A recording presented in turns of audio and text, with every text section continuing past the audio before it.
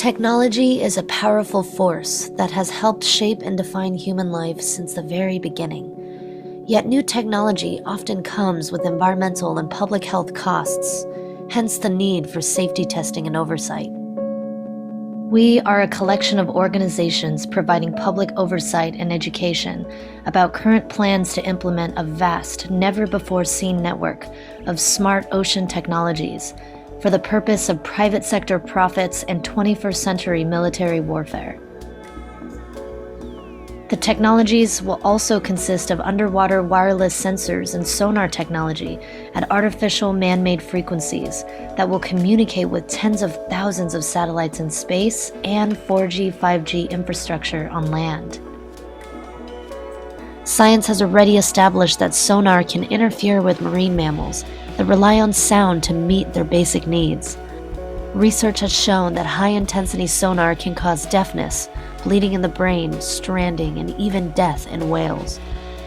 We need more whales in the ocean to address climate concerns, and here's why. Beyond the suffering and harm to these majestic creatures, their loss to our ecosystem will profoundly affect efforts to combat climate change. The oceans sequester 2 billion metric tons of carbon per year, and much of that sequestration is due to the presence of whales. Why add the exploitation of our oceans to the already long list of environmental calamities facing humanity and life itself? Why not put our money and efforts in addressing issues that will support the sustainability and longevity of our living planet?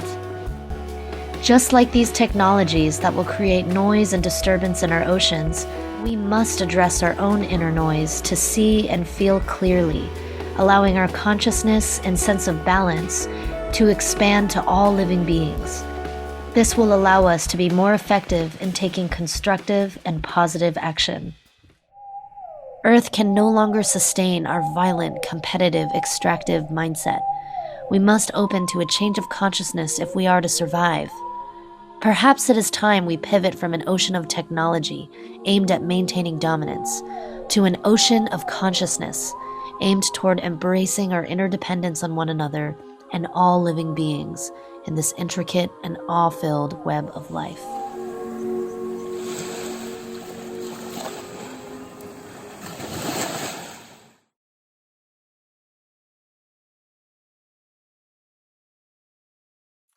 Hello participants, welcome to our program.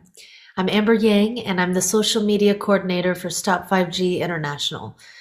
And as the video just showed us, we're here today to look at the impact of technology in our lives and increasingly in our oceans. And we gather here acknowledging the vulnerability of our oceans to technology that has not had adequate testing or oversight. And we're here to express our concerns, as well as explore what we might do about this collectively. So for the next hour, you'll hear from experts that will be expressing their unique ways of looking at these concerns. And because these technologies show a disconnect with nature and life, these presentations will also remind us of how we might connect with our own inner life, and therefore all of life around us. So we invite you to join us in a closing meditation after the presentations that will be a direct experience of some of this. So let's start off with our first speaker, Kate Keel. Kate Keel is the founding member of Stop 5G International, and she's an advocate for safer internet and telecommunications technology. And today she's going to be providing us an overview of the Internet of Underwater Things and the shift from technology that harms life towards technology that actually recognizes the rights of nature. So Kate, take it away.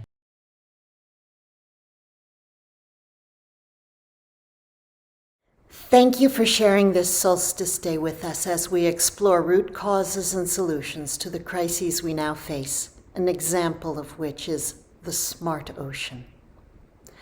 I'll begin with a brief overview of ocean technology and will then explore the mindset or worldview behind it. The first part of my talk will be a bit left-brained, factual, and somewhat technical. The second part, hopefully deeper. So please hang in there. The technology revolution has now expanded to the sea in the form of the Internet of Underwater Things, IOUT, also known as the smart ocean. The ocean is fast becoming an integral part of a worldwide network of smart, interconnected infrastructure and objects that will complement satellites in the skies and cell towers and other wireless infrastructure on land. The idea is to enable seamless connectivity throughout the ocean, earth, and skies. Whereas wireless data transmissions on land and in space rely primarily on radio waves, radio frequency microwave radiation, and laser to a lesser degree, these are not well suited for underwater applications. In the ocean, sonar is the go-to technology for transmitting and receiving data wirelessly. The IOUT technology is currently being developed. Voluntary standards are being hashed out by international standard-setting bodies. What we know so far is that the smart ocean will house underwater wireless sensor networks, communicating and gathering data via sonar. These sensors will communicate with relay stations on the surface of the water, which in turn will communicate with satellites in space and cell towers on land. Some companies are exploring sending data directly from beneath the water to drones hovering overhead, with conversion from sonar to radar taking place at the surface of the water. The frequencies used underwater will likely be primarily low or mid-range sonar. The decibel level, how loud it will be, remains unknown. Optical communications such as laser or LiDAR, alone or in combination with radio waves, may be used for specific short-range data-intensive transmissions. Phased arrays of sonar are also being developed for stronger directional beams. The military, commercial, and research sectors would all make use of the IOUT. For the military, a smart ocean would help with autonomous underwater vehicles, drones, robots, torpedoes, communications, bombs, reconnaissance, and so forth. The commercial sector would use it for mining for minerals, seismic drilling for oil and gas, commercial shipping, and recreational travel. For the research community, the smart ocean would be used primarily to gather data for monitoring weather, climate change, wildlife, and so on. Without balance, an attribute sorely lacking in our times, the ocean will likely become a booming seabed of technology, noise, and pollution, with dire consequences for marine animals. Whales and other marine animals rely on sound to navigate, communicate, find mates, forage, avoid predators, and defend territories. These animals can become disoriented by sonar waves, which are known to cause deafness, bleeding in the brain, and in some cases, stranding and death. Whales play a key role in Earth's ecosystem.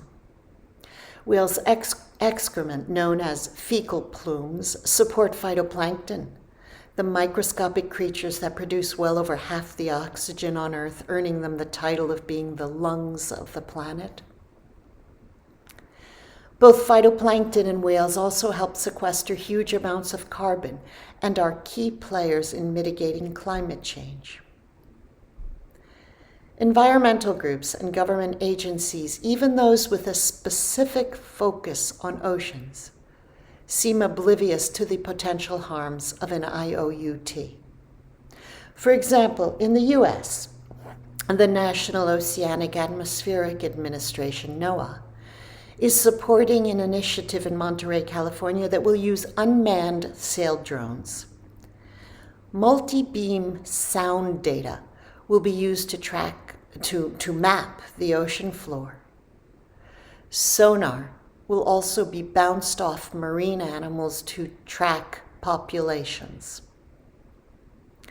Though aware of the impacts of sonar on whales, NOAA is not making the connection that the sonar itself is a pollutant and proven biological stressor. So what's going on here? What's the rationale? A smart ocean, along with satellites and ground-based towers, will accomplish three main things: fuel war, facilitate further consumption and extraction, and provide a tool to control our environment. But do we really want to facilitate 21st century systems warfare using money that might better be spent protecting nature? Do we need more stuff generating yet more plastics, pollution, and noise in the oceans? Is data collection, though it can definitely have useful applications, truly the best path toward helping us make wiser choices about how we live our lives? I am reminded of a story a friend of mine shared. Her mother-in-law was given a wireless pacemaker and instructed by her doctor to sit by the Wi-Fi router to recharge her pacemaker wirelessly. She soon developed memory loss, cognitive decline, and vertigo. Eventually, she fell from a vertigo episode, had a stroke, and died. But the hospital was able to monitor and chart it all. Will we monitor and chart whales into extinction? Will this worldwide network of interconnected things and AI chart our own demise? But the problem goes even deeper. One of my mother's favorite sayings was, "No man is an island," by the English poet John Donne. I understood from it that our actions affect others, so we must be considerate and thoughtful of what we do or say. What I didn't realize till many years later was this wasn't just good advice for common decency. It was a foundational principle for all existence. We and all life are not separate animate chunks of matter, but rather we are the patterns that emerge from the interconnection of trillions upon trillions of systems. Our brain, our consciousness, is not comprised of a head full of neurons, but rather emerges from the energies, patterns, and connections between the neurons. A forest is not a collection of trees, shrubs, and dirt sharing a plot of land. It's the intricate interconnection between the decaying leaves on the ground that fertilize the nutrient-dense soil beneath them, the elaborate network of mycelium, the generously cooperative root system underground. It's the worms, the termites, the fungi, the excrement, escorted through time by the cycle of seasons. Without interconnection, there is no life. There is no existence. Yet the worldview many of us have grown up with is one of separation. We have been taught we are separate and outside of nature. And we have also grown up with the mostly unspoken worldview that we are not only separate from nature, but rather from one another as well. Lacking the foundational understanding of life as the fractal flourishing of patterns and systems, we default into what author and visionary Jeremy Lent describes as the hedonist treadmill, sending us yet further down the pathway of more, bigger, faster, newer, and yet never finding contentment from just enough. Our civilization, our values, norms, and ethics emerged from the combined insights, ideas, perceptions, and feelings of individual people over many centuries. A new culture so desperately needed now to protect our oceans and all life will emerge in much the same way. But time now is of the essence. The greater our intrinsic interconnectedness is felt, lived, and embodied, the greater the harmonization and coherence of the systems, patterns, and vibrations of life. As Dr. Alaric will discuss later this evening, the greater the connection in our brains, the more coherence, clarity, and peace we can access. So too with all systems in nature.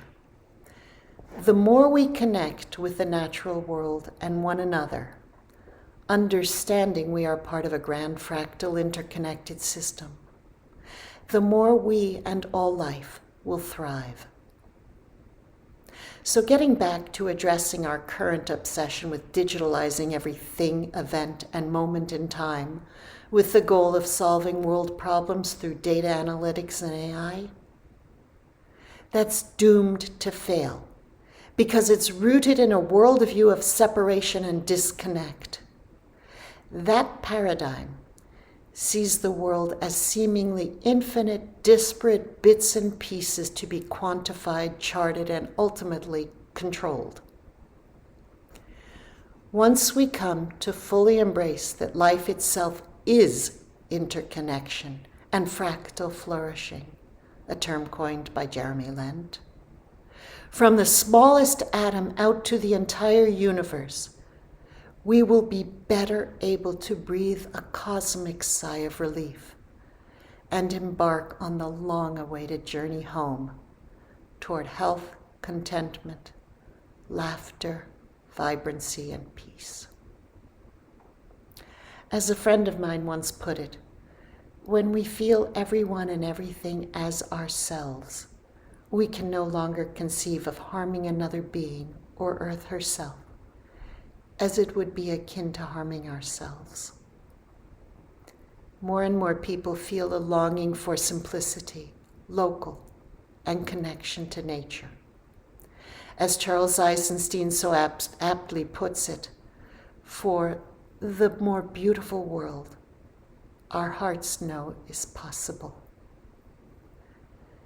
This is the promise of the solstice.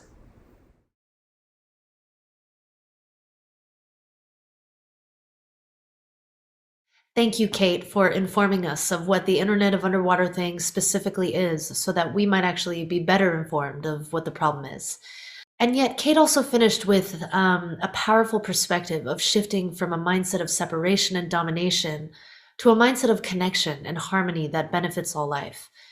And this interconnectedness that Kate so eloquently speaks of is actually what Dr. Marcia Green is here to talk about today as well. So Dr. Marcia Green is president and founder of Ocean Mammal Institute, and she holds a doctorate from Temple University in animal behavior and physiological psychology. She's also a licensed psychologist and professor at Albrecht College in Pennsylvania.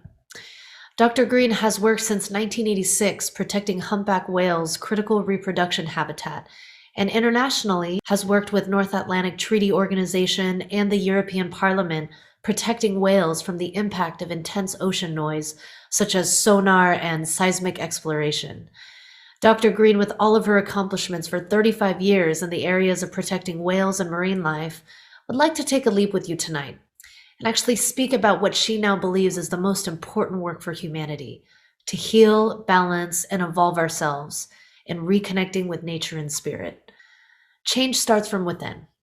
And when we balance the activities and functions of the right and left hemispheres of the brain and combine that with the development of the heart and capacity for love, we not only elevate our own lives, but we actually restore our capacities of empathy for all living beings and the ability to consider their well-being in every step of progress with new technologies that come our way. Technological advancement must remain balanced and always protecting the health and safety of all sentient beings. So to further discuss these core issues, please welcome Dr. Marcia Green.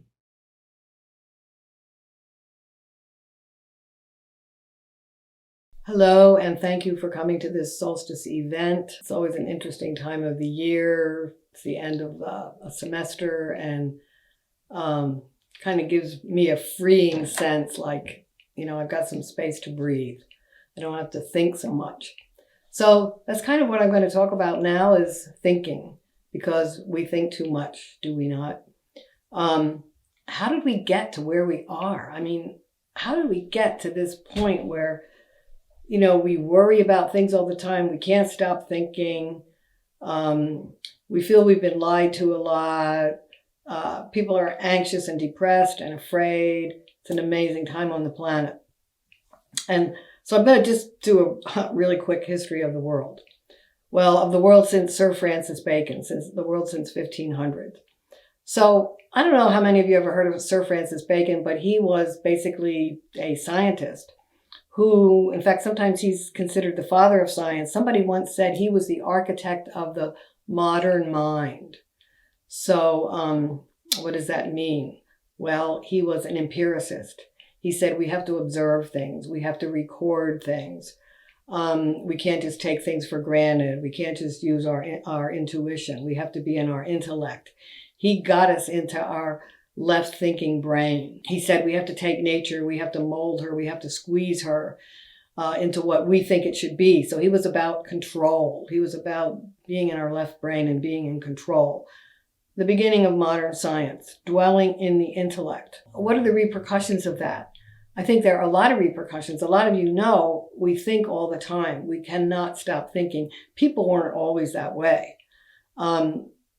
People used to be much more in touch with nature, much more intuitive, feeling things, aware of subtle forces in nature that we're not even aware of. I mean, most of us have zero contact or felt sense with subtle forces in nature.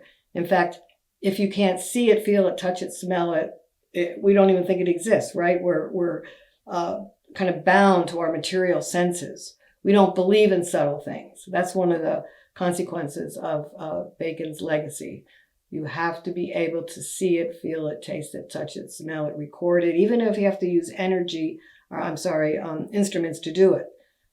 If you can't, somehow concretize it using instruments or in some other way with your senses, we don't believe in it. And if anybody believes in anything like that, we think they're crazy. So we've come a long way from our ancestors who lived on the earth and spoke with the earth. And I'm reminded of a Lakota Indian, Luther Standing Bear. He died, I think, in the 1930s. He was a wonderful person. He wrote an article called Nature. And he talked about the Lakota connection to the natural world and about how the Lakota loved to sit on the earth because they felt that the earth cleansed them, it healed them, it strengthened them, and it gave them an ability to look into and better understand the mysteries of nature. The Lakotas weren't in their left brain thinking in their head all the time. They were connected to the earth. They had a felt sense of connection to the earth. And Luther Standing Bear also said, we know that man's heart away from nature becomes hard. And that's why we keep our youth close to its softening force. And that statement always struck me as so incredible. And one time I gave this article to a class I had to read, and one student came up to me at the end and said, this article changed my life, because he got, the idea of being connected to nature and what a big impact that can have on a person. So I always think of the Lakota Indians when I'm thinking about being close to the earth. Most of us I've read 5 minutes outside a day. I find that hard to believe that that's all we're outside. But, we have very little connection with nature most of the time, especially in the winter. And it does make our hearts hard. And I think that hardening of our hearts shows up in the actions that are going on the planet on many different levels and in many different areas today. Our hearts have become so hard that we are threatening our own existence. I think at this point we need a spiritual science to balance this intellectual material science that we're so engrossed in. I'm not sure exactly how this is going to come about, but I do think these two areas have to come together. Actually, the whales gave me a teaching many, many years ago. I didn't even believe in animal communication at the time because it was too subtle. Remember what I said before, we don't believe in subtle things? That was me, totally in my intellect. But a friend was talking to an animal communicator, and she asked the animal communicator do the whales have a message for Marcia? Because I've been studying whales for many years. And the whale said, oh, yes. They said, Marcia keeps going back and forth between her mind and her heart. And she needs to know to always let consciousness be her guide and use science as a tool. And I was like, wow. She sent me that on an email. They said some other things, but that's the most relevant to what I'm talking about now. I nearly fainted because that's exactly what I had been doing. I had been going back and forth between my mind and my heart. It was kind of driving me crazy, and it still does in a way. When I had founded OMI before this happened, the Ocean Mammal Institute, and we were studying whales, we were doing research on whales. And in fact, I think the most important research that we ever did was what we did with the Parasail boats in Hawaii, because I could tell by watching those whales that the boats wouldn't see the whales and they would practically run over the whales. So it was kind of nerve-wracking to watch this going on in the nearshore waters of Maui, where there are so many parasail boats. So I did a study, and like the students that I was working with, we did a study looking at the impact of the parasail boats on the whale behavior in the ocean. And we found that the minute parasail boats started operating in an area, we'd go out early in the morning when there were no boats, and we were up on the roof of the Hilton Hotel, and also in another area which was where there were no tourists. So at the Hilton, there were parasail boats. The other place, there were no parasail boats. So we'd watch in the morning before the boats started moving around, and we'd see how many whales there were and where they were. Then the boats would operate at 10 a.m. at the Hilton. After 10 a.m., we never once saw a whale at the Hilton. While in the other place where there were no parasail boats, we saw the same number of whales all day.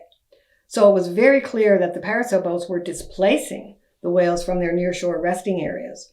It was so amazing to me to look at this data that I sent it to the Hawaii State Legislature.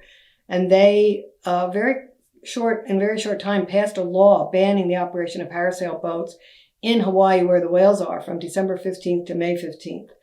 And that happened almost 30 years ago. And that law has stood for 30 years in spite of 2 attempts by parasail people to overturn that law.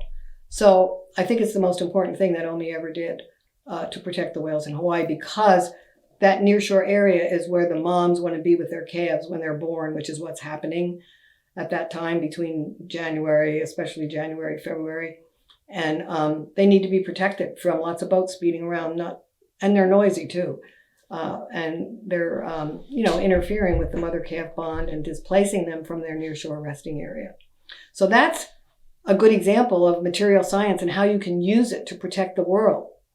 But more recently, I got a very personal experience with spiritual science, which is more subtle. And what happened to me about a month ago, so we need both. I'm not saying one's better than the other. We need both. But what happened to me relative to spiritual science is I was teaching 2 introductory psych classes on Zoom on Tuesday and Thursday, one at 11 in the morning, one at 1 in the afternoon. But every morning I would get on Zoom with my spiritual teacher in India. My teacher is known as the Hugging Saint because one thing she does is she travels around the world and she hugs people. She's hugged probably well over 40 million people. And she is the embodiment of love. If anybody asks her what her religion is, she says, my religion is love. So I would be on Zoom for 2.5 hours in the morning, meditating, listening to spiritual discourses with my teacher. And then I would get on my class at 11 a.m. And so one day I'm, just talking to my class the way I normally would on Zoom. And it felt like my heart, something grabbed my heart and just was very physical and grabbed it and spread it across my chest. And I was kind of in a state of shock, but I looked at my class and I said, I love you guys. And they looked at me and they said, we love you too. And I was like, well, I think that was a miracle. I mean, it was a miracle. So I thought about it for a while. Well, the next Tuesday in my 1 o'clock class, at the beginning of class, I was talking to them And they said to me, this time they said it first, they said, "We love you." And I said, "I love you too." And I thought, that class didn't know what happened in my other class. So I'm like, what is going on here? I mean, that was I was really in a state of shock. And I contemplated that for a couple of weeks. And then I realized that I had been with my spiritual teacher for a couple of hours. She is the embodiment of love. Somehow her love energy traveled from India to Pennsylvania and affected my energy field. And when I get on Zoom with my students, my energy field affects them. So love is clearly an energy that knows no barriers. It can travel long distances, I guess, at the speed of light. And I mean, you have to admit that whole thing, all those two experiences really were miracles. And it made me think differently about love. And it makes me want to cry when I even think about it, because love affects our heart. So Whales said to me, Marcia keeps going back and forth between her heart and her mind. And she needs to know to let consciousness be her guide, meaning the heart, and use science as a tool. So those are examples of both of those experiences. There are some people that have studied the heart, and we now know that there are many, many neurons that run directly from the heart to the brain. So there really is a neurological heart-brain connection. And I'm beginning to think we need to exercise and develop that connection more and more, because that's going to obviously help us make better intellectual decisions about how we want to be in the environment, how we want to treat the environment, and how we want to treat each other. And obviously we have to start thinking about those things seriously, because we're kind of on a downhill slide at the present moment in time. So what happens is these neurons go from the heart to the brain, and a lot of them go to the emotional part of the brain called the limbic system. So the heart really does affect our emotions. You know, people have been saying that for many hundreds, if not thousands of years. And of course, we all talk about that on Valentine's Day. But it's really true that I think the heart is the basis of love. So with that very strong connection between the heart and the brain, if we can keep that connection open, we are going to make better intellectual decisions about how we want to treat the earth, how we want to treat each other, how we want to use technology, because technology can be used for good or for, creating very dangerous situations. And it is interesting that experience I had about love with my students came over that technology. I guess it was always there, except Zoom made it possible to communicate about it at the moment that it happened. And it would have happened obviously without Zoom, but Zoom, concretized it into an experience that we can learn about and that I can use to teach about. And so I think it was a very blessed thing that had happened, and I don't think it was any accident. I think there's a reason behind it. But what happens between our own personal physical brain and heart is the heart sends signals to the emotional part of the brain, and the brain and the heart come into a kind of coherence. Now, the intellect, the brain, can override the signals from the heart. So the heart could be trying to send signals, but the intellect can override that. So that's one thing we have to deal with, is to learn not to always let our intellect override our heart energy. I think we do that a lot. But when the heart and the brain are connected through these neurological pathways, a coherent wave pattern can form between the two. From what I read, this is somewhat rare in adults, but it is important in being human. It is, I think, what helps us to be human, meaning to behave in ways that support our welfare, behave in ways that support the welfare of not only all living things, but the earth herself. We need to strengthen this connection between our brain and our heart, between our mind and our heart. So let's try to, one time they can observe this kind of coherence between the brain and the heart is if a mother is holding her child. So that's an innate brain-heart connection right there. and you get the brain-heart coherence.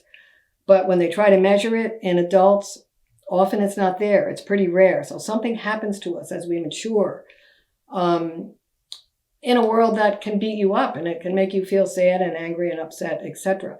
But I think that's what we have to work on, is making ourselves softer, getting more and more into our felt sense in our heart, instead of always being in our head and listening to that voice in our head that usually won't shut up.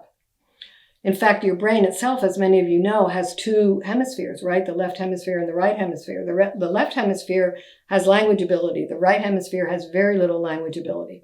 So that voice that's talking to you incessantly in your head is from your left brain. I think we also need to balance the left and the right brain.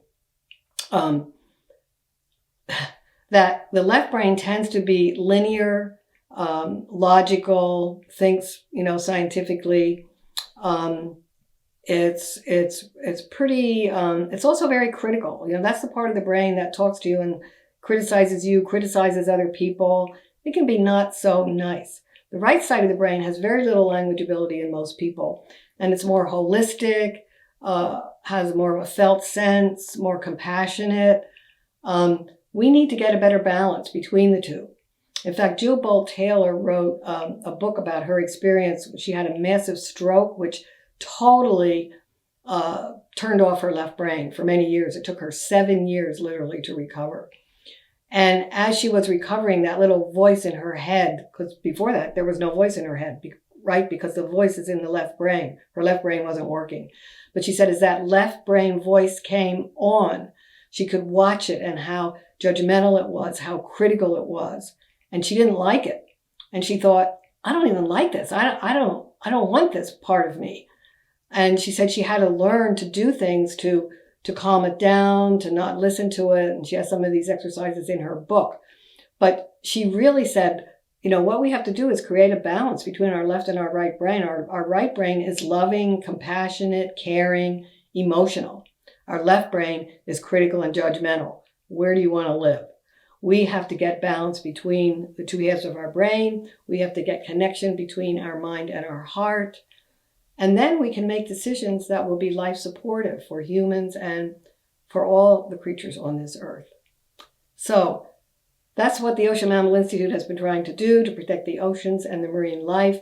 And I actually have some ideas about how we can get ourselves more into our right brain and get that balance between the two halves of our brain and get that balance between our heart and our mind. And we will be in touch with you about the methods I think that we can use to do that. And it's something that we can all join together and do. So we'll be in touch about that. Thank you for listening.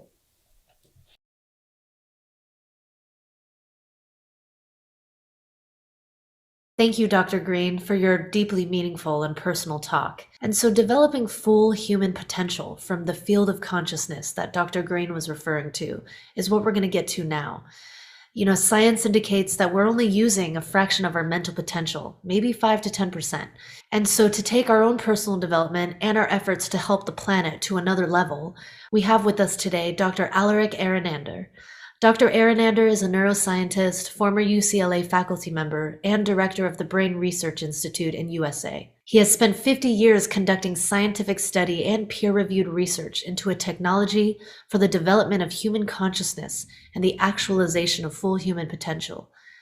Dr. Aranander will discuss the results of global research that gives us a vision of how techniques of attaining greater consciousness can actually improve our lives and increase harmony and moral behavior in the world. And these research-based technologies of consciousness have been proven to accelerate human adaptability, which affords us the opportunity as a civilization to properly shape the future and digital onslaught by treating ourselves, each other, and all creatures on this planet in a more inclusive and harmonious way. Please enjoy this presentation and see that the future that we all want is indeed possible.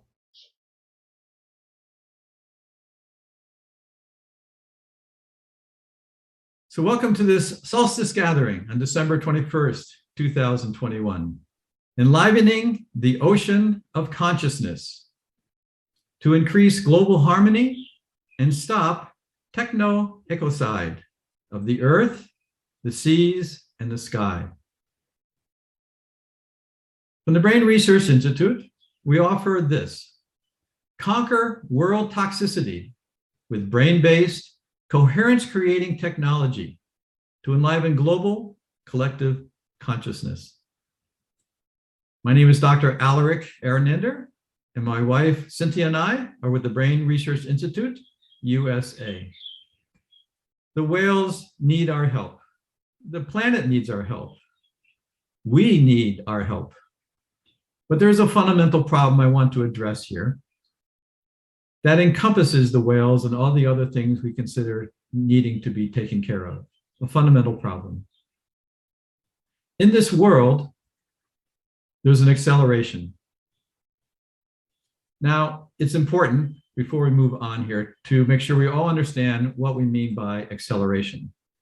If you have a car and you drive out of your driveway into your neighborhood, you step on the gas and you go from stationary to 10, 20, 30 miles per hour. And then remain constant. You take your foot off the gas a bit and you remain constant at 30 miles an hour as you drive safely through the neighborhood. But that's not acceleration. You accelerated to get to 30, but then you backed off acceleration. What if your gas pedal got stuck?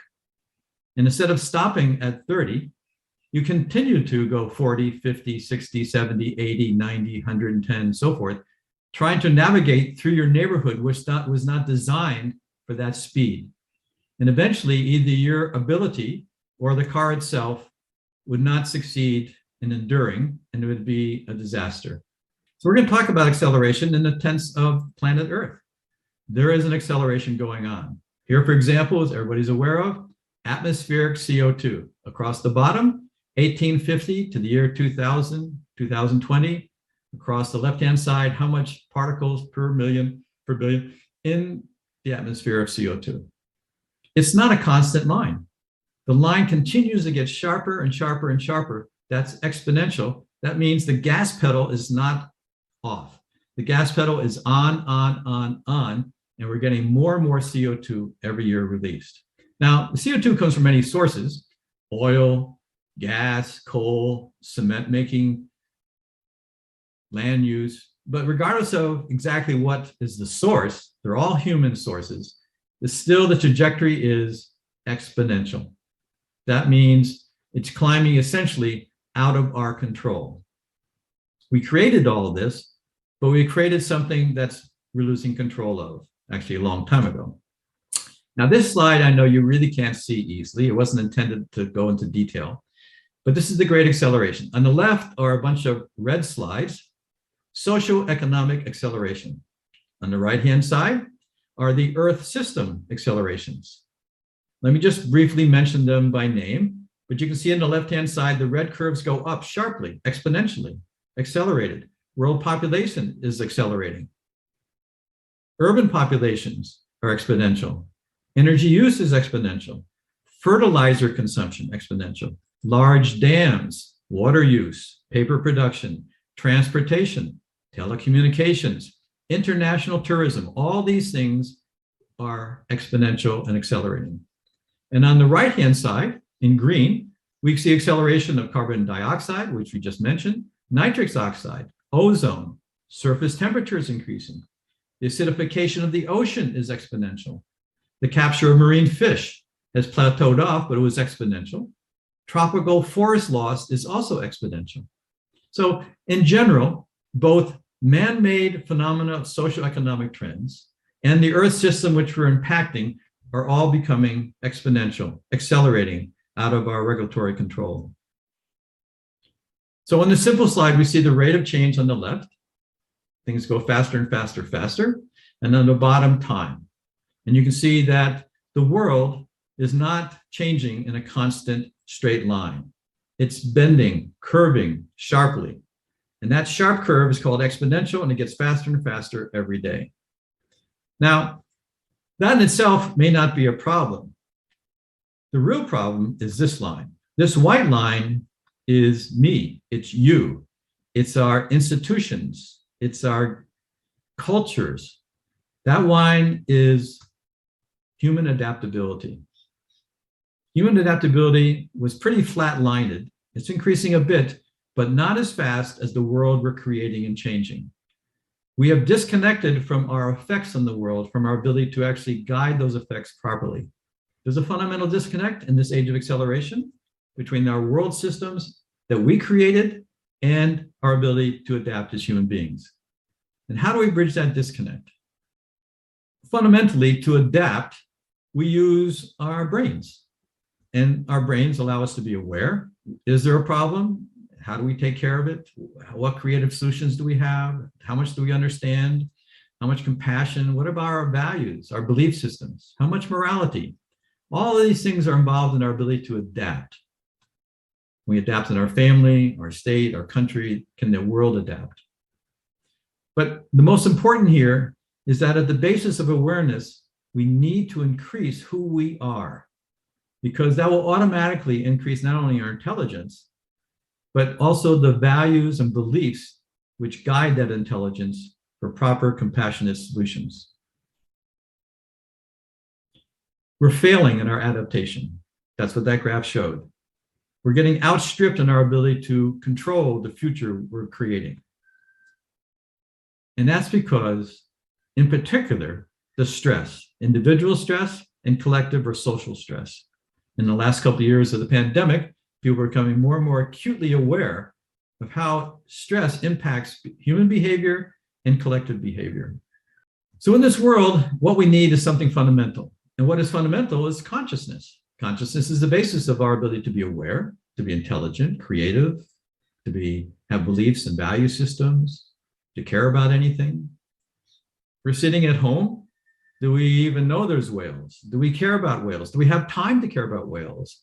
How do we care about the whales when they're millions or thousands of miles away and we don't know what they're doing and who's in charge? And how do we take care of whales? How do the institutions in charge of the whales take care of whales? How do we interface everything? It ultimately comes down to consciousness. Consciousness is fundamental. And meditation is a technology that can actually accelerate our adaptation. This is the solution to our problem. But meditation technology on the individual and collective level is a way to reconnect ourselves to whales, to everything, to each other. It's a way to reconnect the planet to who we are. So as we journey through life, we have basic questions. The question is, how do we see the world? How do we see the world? What is our view of the world? In fact, more importantly, how do I see ourselves in the world? You can say there's a whale over there, but is that whale part of my world? Do I care about that whale or that other element that's at risk? How do we increase our participation in the world which is around us and we live in and breathe in and depend upon? Well, just to remind ourselves, in modern physics and all the different levels of quantum mechanics and otherwise, everything is interconnected. The essence of this universe is interconnectedness. There's just gigantic field of intelligence that everything is embedded in. And that's also true for nature. All of nature is a huge field of interconnectedness. Think of all the things that create a healthy ocean: the plankton, the temperature, the pH, the currents, the food chain, plastic. All these things influence the health and the harmony and connectedness of the creatures in the ocean, or the creatures in the sky, or the land. Same things for the brain. Our human brain is essentially an information machine which depends upon connections. Connectedness of the human brain is about our adaptation. The cells in the brain work because they work together to some extent. If they don't work well because of stress, then we don't remain connected to our proper thinking and desires and so forth. And if we get rid of the stress, then that interconnectedness can grow, and therefore our ability to understand, to believe, to function and work in a harmonious way will increase spontaneously. So in this world then, everything is interconnected, and here is the solution. We need to find how to interconnect our brain, to interconnect with our family, our society, and the world, and all the species in the world. It won't work on the surface level. It has to start on the fundamental of who we are. do I care? And if I care, what can I do? And how can I do it intelligently and in a way that benefits everybody? These are questions that come from consciousness. And interconnectedness in science can be called coherence, how things are orderly connected to each other. How coherent is the family? How coherent is the society? How coherent is ocean? So let's look at the human brain, since it's the source of the future in terms of what we created and how best we can manage it. In the human brain, there's a special part in the very front, in this yellow circle there. That yellow circle is the prefrontal cortex. I mention this because this is the nexus. This is the center, the locus of our ability to adapt. And stress harms this part of the brain and the whole brain, but it harms our ability to adapt. Stress is the enemy. The outcome is poor adaptation, and the ultimate outcome is the future, which has problems that we're facing even as of today that are just going to get worse moment by moment. Let's take a look at the prefrontal cortex. Here are the responsibilities one can list for modern science that drive our ability to adapt. How do we adapt? Requires awareness. If you don't know there's a problem, there's no place to start. Do you care about the problem? What's your belief and values? What is your goal and motivation? If you care, are you actually going to do something? Is there a creative solution? Is there a solution which is intelligent and works for the long for everybody? Can I control what I do to the environment and do with our situation here? Can I have some ability to control the situation? How are my emotions? Am I stable and steady? And can I learn quickly to modify what I need to do so that I can benefit the whole range of life on work? So to do that, as you see, you got a little cap here. Modern science has brain waves, and we can measure EEG and measure brain coherence.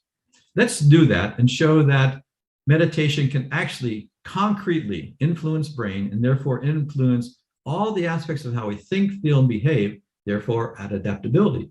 And if the brain can increase its adaptability, in particular accelerate our adaptability to catch up, we have a solution. So let's take a look. So here is a statement that comes from 50 years of research. Transcending dramatically increases brain coherence or brain orderliness. Transcending meaning using a meditation where the mind settles down to its foundation of the source of thought.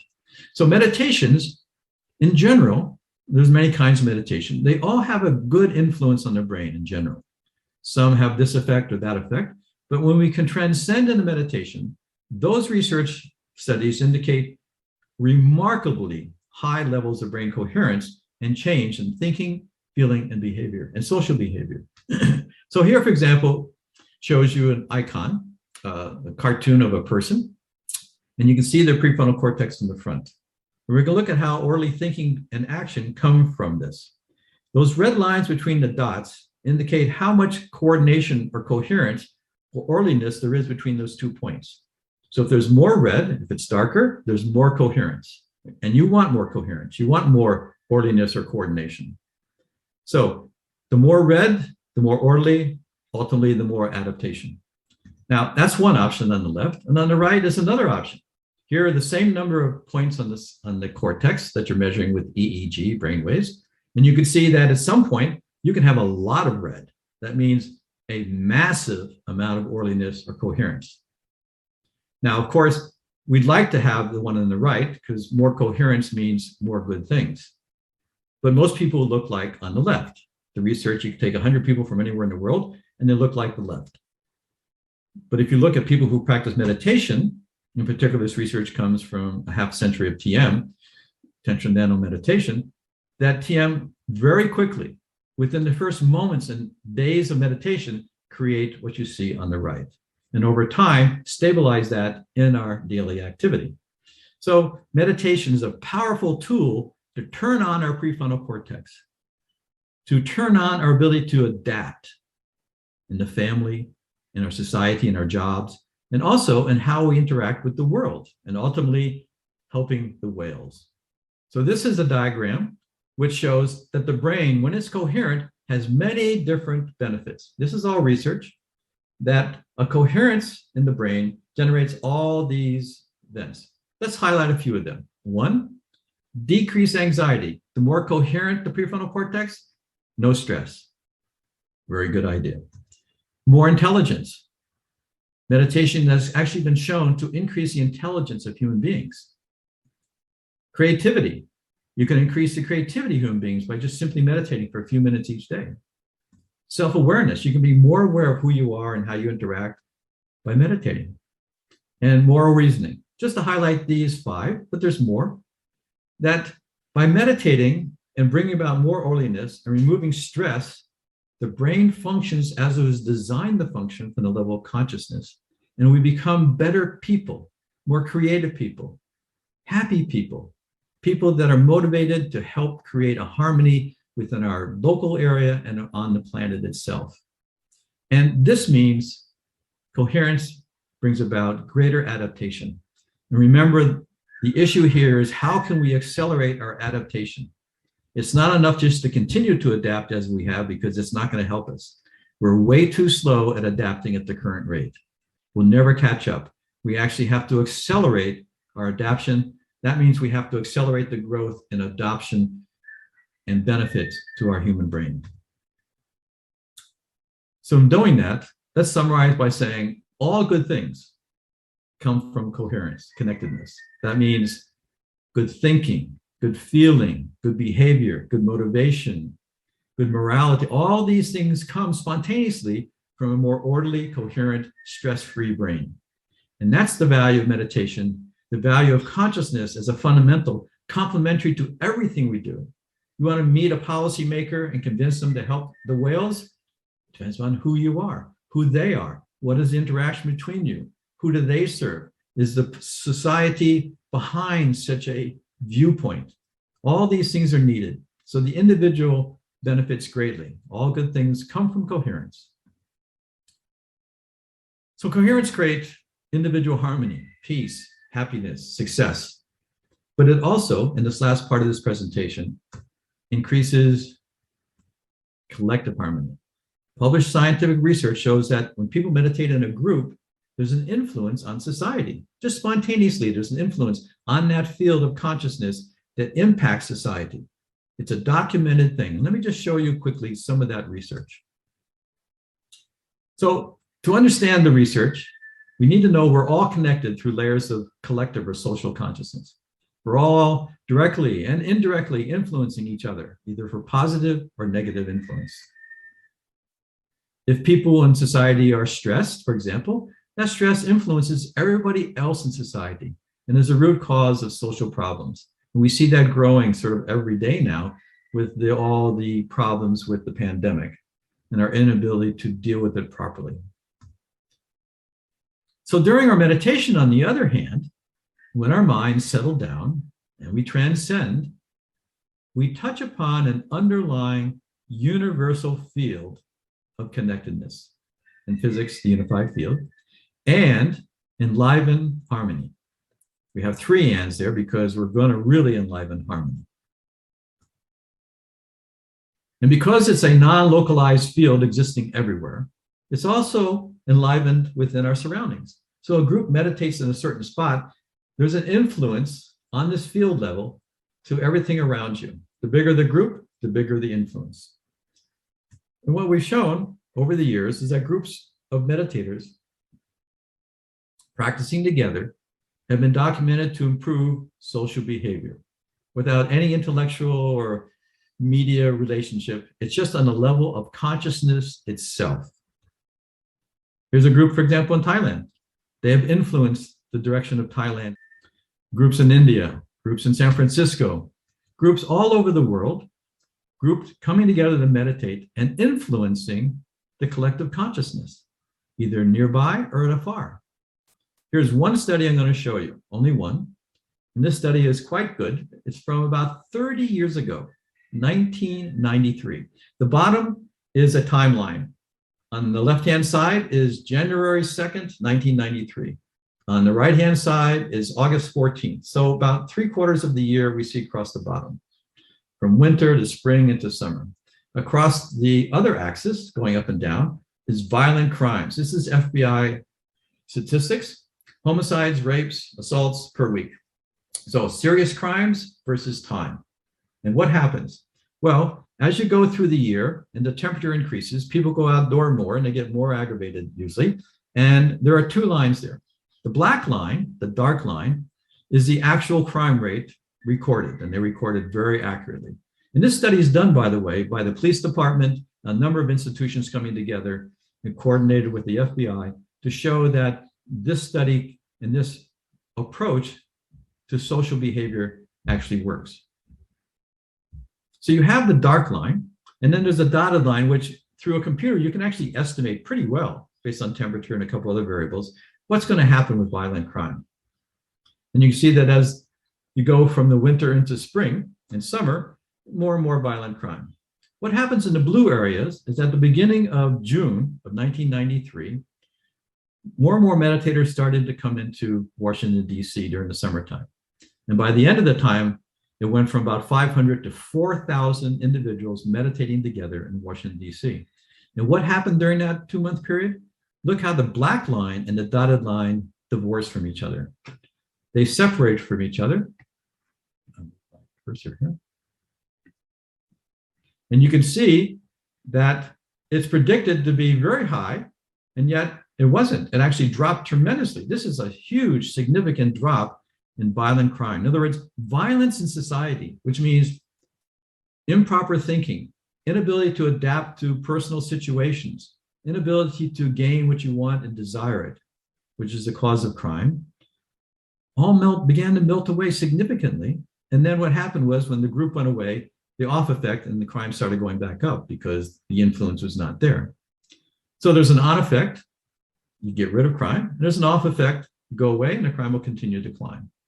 So this shows you that a group meditating together has, in a huge metropolitan area, changed social behavior. It also changed governmental activity and the positivity in the press, and all kinds of positive things happened. And nobody could understand why everything was working so well, except for the people who did the research and says, well, there's a group of people meditating. That's why this happened. There is no other explanation.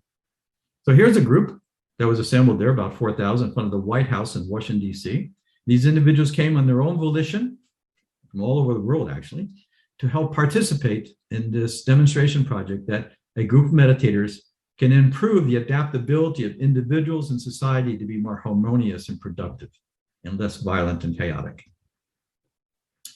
My last slide in terms of research, here are 7 in blue major studies done for different cities and countries in the entire world showing significant improvement of positive trends and reduction in negative trends. A positive trend would be, how do we really help the whales? A negative trend is how to remove the negative influences that are impacting the whales, and so forth.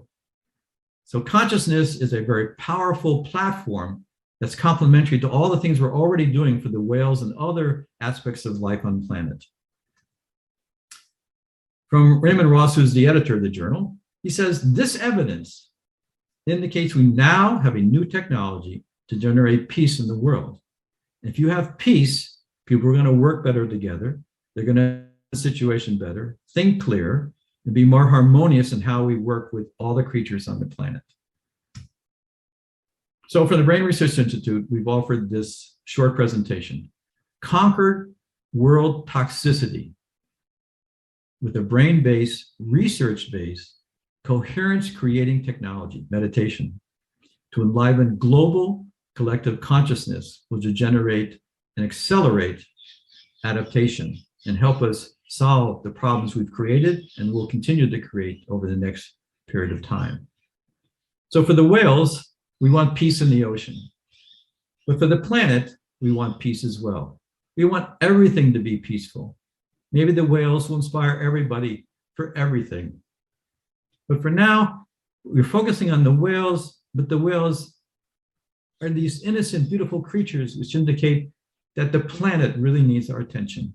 And the fundamental solution in our attention is to generate this collective coherence. We have the technology to accelerate human adaptation. The research over 45 years have shown that, 50 years. We can eliminate individual and collective stress, build coherent brains, harmonious thinking, behavior, good belief systems, and evolution and morality. It's all been shown by research and demonstrated practically. It's easy to do, it's simple, and it's complementary, as I mentioned, to everything else we're already doing.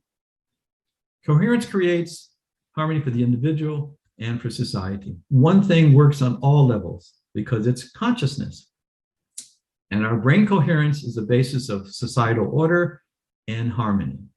You want order and harmony, it has to start in the individual brain, which then becomes collective. So let's summarize by saying that increased consciousness, meditative techniques, increase brain orderliness. When you increase brain orderliness, you accelerate and increase adaptation. The individual and society work better. And as a result, we increase the health and harmony of all the individuals and all the societies. So in this world, everything is interconnected. Together, we have the technology to dramatically increase our connection, to accelerate our adaptability, and to properly care for our dear planet.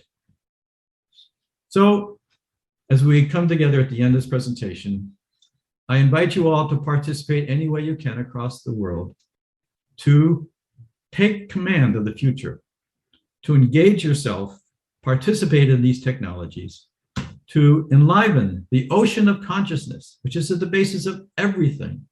We just need to bring it into our lives, individually and collectively. And by doing that, we can increase global harmony and stop techno-ecocide.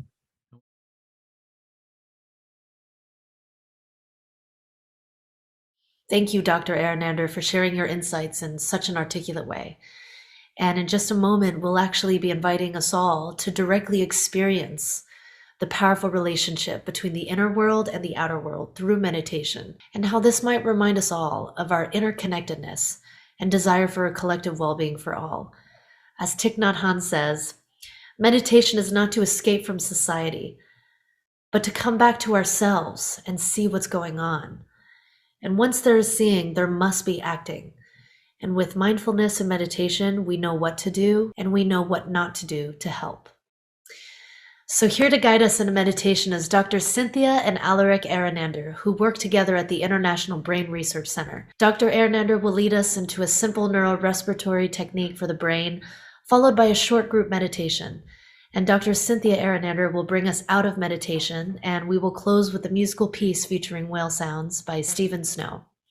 Dr. Cynthia and Alaric Arenander, back to you.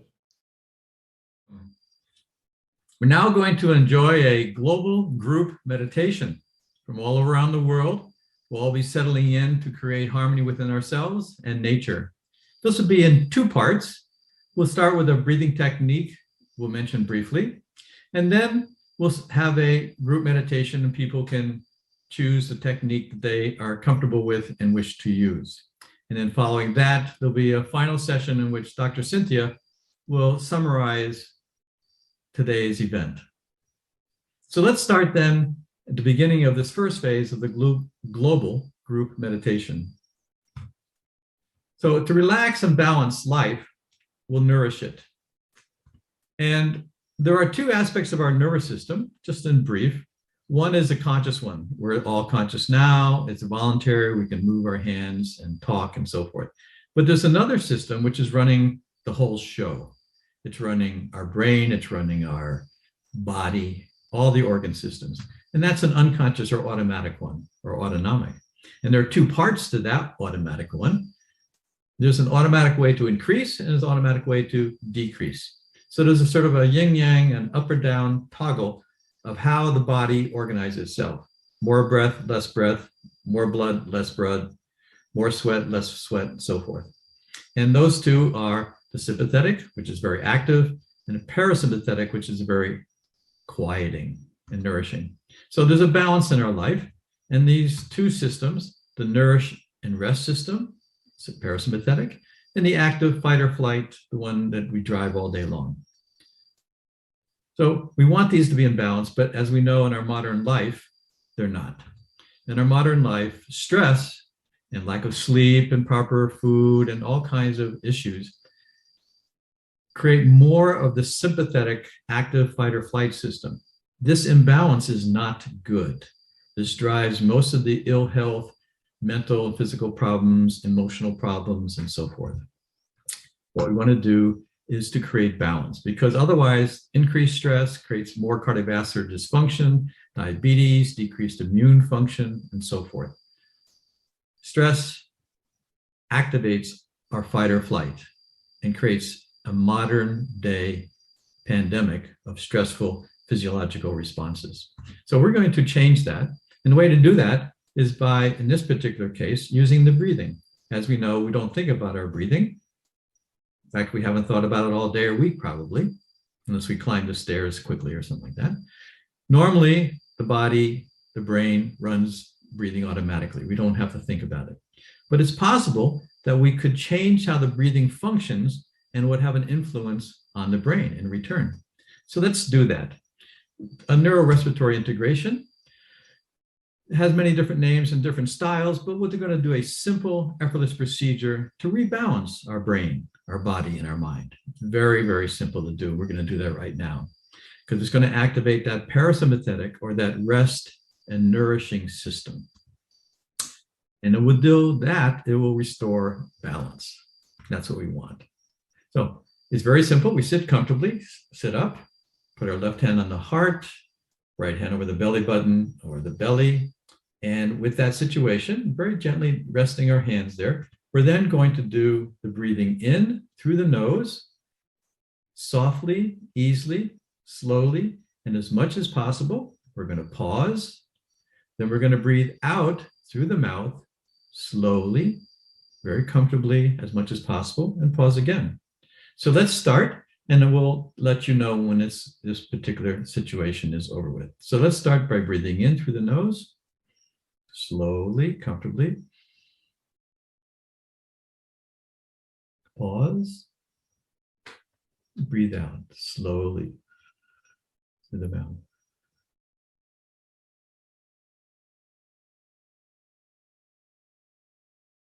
Pause.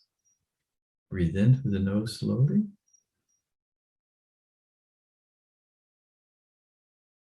Pause. Breathe out through the mouth slowly.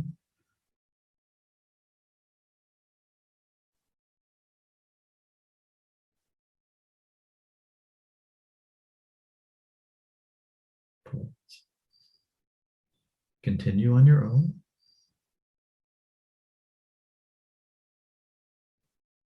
You can close your eyes if you wish.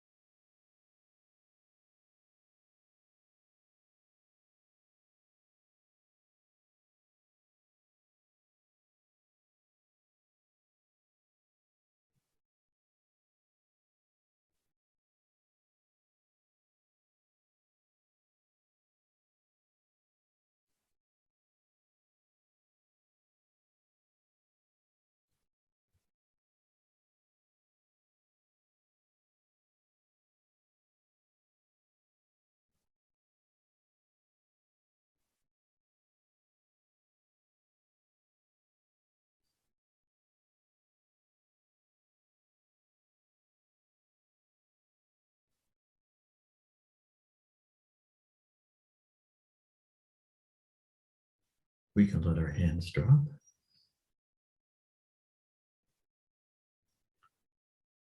So that was relaxing and balancing. So now we can begin our global group meditation. Everybody sit comfortably. We encourage you to use whatever technique you know and feel comfortable with. We'll be meditating for about 8 minutes. I'm going to ring the bell to start, and Dr. Cynthia will ring the bell to end, and then that'll be followed with about 2 minutes of silence with our eyes closed. So, everybody ready?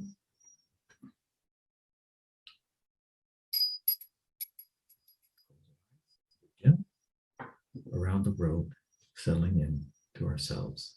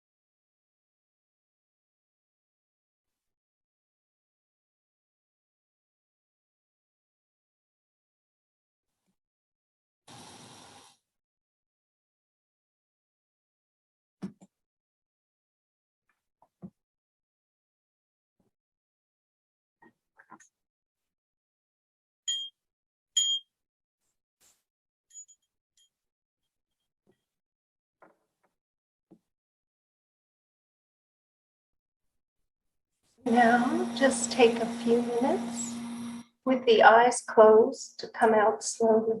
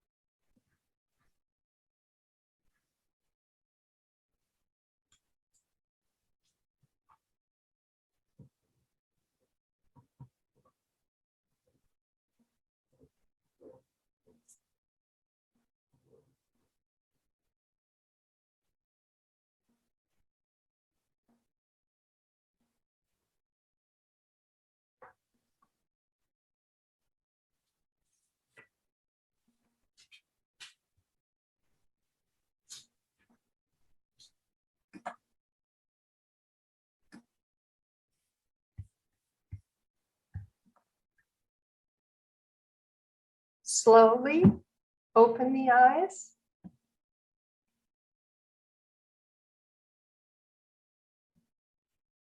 Aloha.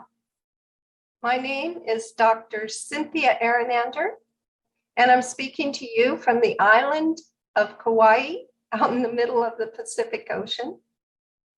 And what a profound experience that meditation was.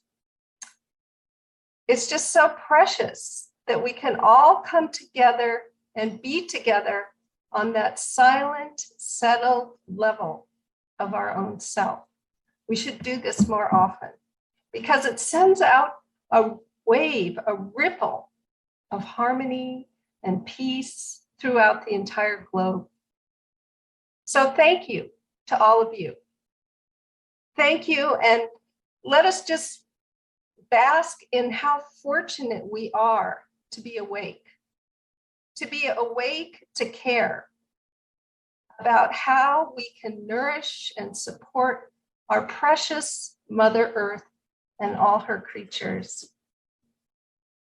On behalf of all of you, I would like to express my congratulations and my gratitude to all the speakers and organizers. What a great event. It was stellar on all levels. So the great thing is that with each presentation, they were so helpful to guide us in our motivation to take action. And we've also learned how we can empower ourselves with the group dynamics of consciousness to be able to rise above darkness by introducing the light of consciousness. This is the solution to conquer world toxins. And as we say in Hawaii, aloha and mahalo nui loa.